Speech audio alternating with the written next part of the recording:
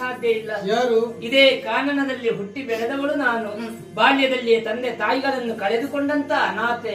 ಅಜ್ಜಿ ಸಾಕಿ ದೊಡ್ಡವಳನ್ನಾಗಿ ಮಾಡಿದ್ರು. ಪ್ರಾಯ ಪ್ರಬುದ್ಧಿ ಆಗುವಂತ ಸಂದರ್ಭಕ್ಕೆ ಅಜ್ಜಿಯು ಇಹಲೋಕವನ್ನು ತ್ಯಜಿಸಿ ಬಿಟ್ಟರು.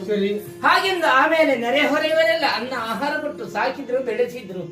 ಆಮೇಲೆ ನೀತಿಯ ಮಾತನ್ನೊಂದು ಹೇಳಿದ್ರು.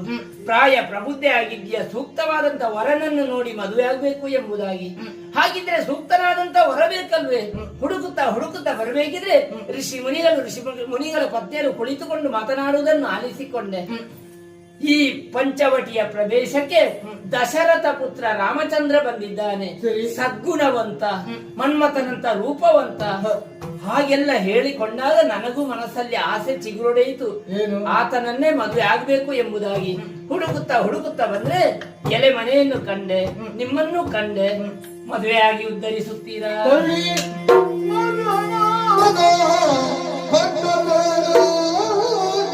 ಆಲೋಚನೆ ಮಾಡುವಂತ ಹೊತ್ತು ನನಗೆ ಆಗಾಯಿತು.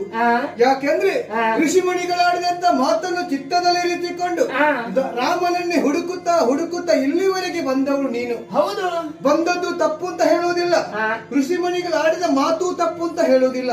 ನನ್ನ ಬಳಿಗೆ ಬರುವಂತ ಹೊತ್ತು ಮೀರಿ ಹೋಯಿತು. ಅಂದ್ರೆ ನೀನು ಬರುವ ಮುಂಚೆಯೇ ರಾಮನಿಗೆ ಸೀತೆ ಎಂಬಾಕೆಯನ್ನು ಮದುವೆಯಾಗಿದ್ದೇನೆ.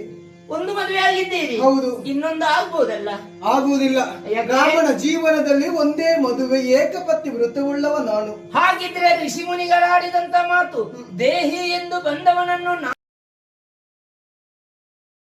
ನಾಸ್ತಿ ಎಂದು ಹೊರಗಡೆ ಕಳುಹಿಸುವುದಿಲ್ಲ ಎಂಬುದಾಗಿ ಏನು ಮಾಡ್ಲಿ? ನಾನು ಯೋಚನೆಯನ್ನು ಮಾಡಬೇಡ. ಮದುವೆ ವಿಚಾರದಲ್ಲಿ ವ್ಯಕ್ತಪಡಿಸಿದವಳು ನೀನು, ಆಸೆಯನ್ನು ಕಟ್ಟಿಕೊಂಡವಳು ನೀನು. ಆಸ್ತಿಗೆ ನಿರಾಸೆಯಾಗಬಾರದು ಎನ್ನುವ ಕಾರಣಕ್ಕೆ ನನಗೊಬ್ಬ ತಮ್ಮ ಇದ್ದಾನೆ, ಲಕ್ಷ್ಮಣ. ಹೌದೇ? ನನಗಿಂತಲೂ 100 ಮಡಿ ಚೆಲುವ. ಆತನ ಬಳಿಗೆ ಹೋಗು, ಮದುವೆಯಾಗುತ್ತಾನೆ. ತಡ ಮಾಡುವುದಿಲ್ಲ, ಈಗಲೇ ಹೋಗ್ತೇನೆ.